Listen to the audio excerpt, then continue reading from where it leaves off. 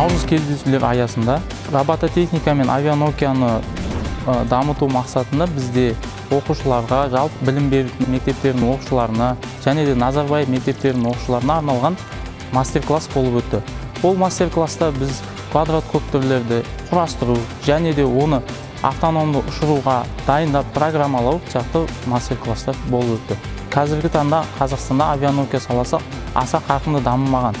Сондықтан Ресей және Англия сияқты елдермен даму үшін бізде осы квадрокоптерлерді алғызып, осы Түркістан облысының оқушыларына, осы Назарбаев мектебінің оқушыларына жаңа жағдай жасалып жатыр.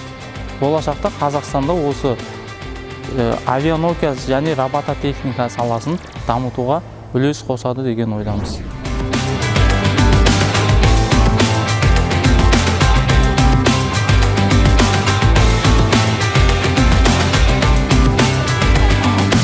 Біздегі дрон Geoscan Pioneer деп аталады, орташа размердегі дрон.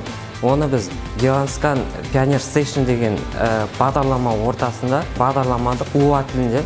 Ең біріншісінде әрине фейлдар болды.